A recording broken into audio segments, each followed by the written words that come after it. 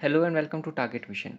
तो आप लोगों को पता होगा कि पाटलिपुत्र यूनिवर्सिटी से पीजी जिनका सेशन 25 से 27 होने वाला है, उनका जो मेरिट लिस्ट है, जो फर्स्ट मेरिट लिस्ट है, उसको रिलीज़ कर दिया गया था। मगर अराउंड 20 से 25% ऑफ द स्टूडेंट्स का ये इशू आ रहा है कि उनका जो मेरिट लिस्ट है उनमें उनका नाम शो ही नहीं कर रहा है, और उनको जो मेरिट लिस्ट व्यू वाला जो ऑप्शन आता है वो उनमें उनका जो डैशबोर्ड है उसमें वो चीज़ शो ही नहीं कर रहा है।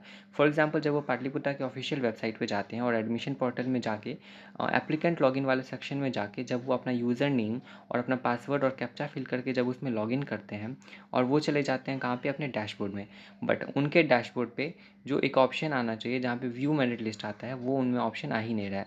उनमें 3 ही ऑप्शन आ रहे हैं, जो कि सिर्फ व्यू और डाउनलोड एप्लीकेशन फॉर्म का ही रहता है। सो ऐसा क्यों हो रहा है? तो इसका हम आपको 3 रीज़न बता सकते हैं कि इन 3 कारणों से ऐसा हो सकता है कि आपका जो कट ऑफ लिस्ट है, आपका जो मेरिट लिस्ट है, उसमें आपका कट ऑफ ना बन रहा हो, उस आपका मेरिट लिस्ट में आपका नाम नहीं आया हो।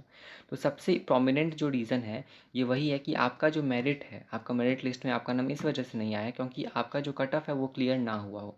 फॉर एग्ज़ाम्पल किसी एक्स कॉलेज में, और आपको जो एडमिशन करवाना हो किसी सब्जेक्ट में, फॉर एग्जांपल जियोलॉजी में, और उसमें उतना परसेंटेज ऑफ, फॉर एग्जांपल 75% आपको मार्क्स लाने पड़ेंगे। अगर आपका 75% मार्क्स नहीं था तो आपका उसमें नाम नहीं आएगा, आपका उसमें एडमिशन नहीं होगा।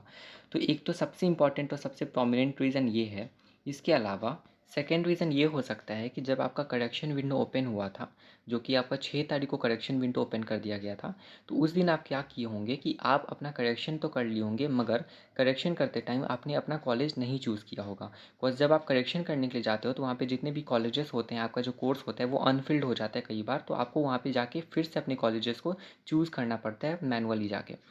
सो ऐसा हो सकता है, देयर हाई प्रोबेबिलिटी कि आपके केस में ये हुआ हो कि आपने जब अपना कॉलेज ही नहीं सिलेक्ट किया हो वहाँ पे, तो इस वजह से भी आपका ऐसा इशू आ रहा हो। तीसरा जो रीज़न हो सकता है वो ये हो सकता है कि आपने अपना जो मार्क्स है वो गलत फ़िल किया हो।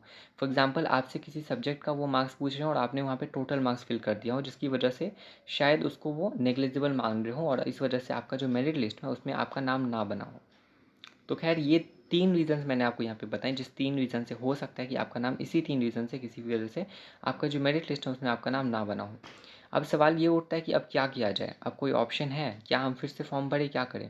तो सबसे पहली बात तो, अभी तक ऑफ़िशियली ऐसा कोई गाइडलाइंस नहीं आया कि आपको क्या करना चाहिए।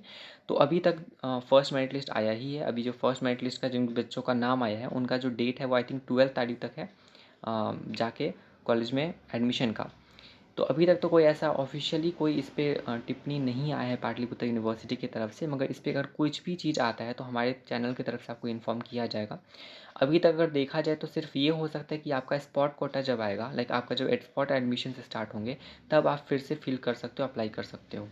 अदरवाइज़ इसके पहले अगर कुछ भी इन्फॉर्मेशन आता है पाटलिपुत्र यूनिवर्सिटी के रिगार्डिंग, इस टॉपिक के रिगार्डिंग, तो हम लोग डेफिनेटली आपके साथ वो चीज़ शेयर करेंगे।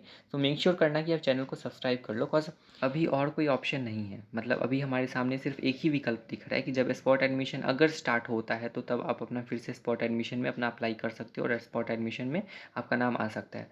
बट बिफोर डैट अभी हम लोग के पास कोई ऐसा विकल्प नहीं दिया गया है, और अगर इसके रिगार्डिंग कॉस्ट 20 से 25% ऑफ द स्टूडेंट को ये प्रॉब्लम आ रहा है।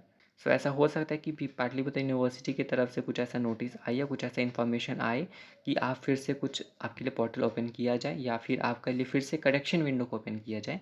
बट अभी तक ऐसा कोई अपडेट नहीं है। तो आप मेक श्योर करो कि चैनल से जुड़ जाओ और टेलीग्राम से जुड़ जाओ, सो डैट कि आपको अगर कुछ भी होता है ना तो आपको ये चीज़ पता चले, ठीक है।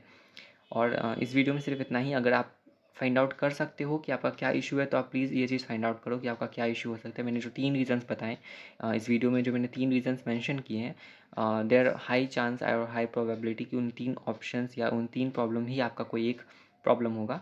अदरवाइज़ ठीक है, तो हम लोग वेट करेंगे नेक्स्ट क्या स्टेप हम लोग लेते हैं, और हम लोग कभी मिल के इस जो प्रॉब्लम है इससे बाहर निकलेंगे।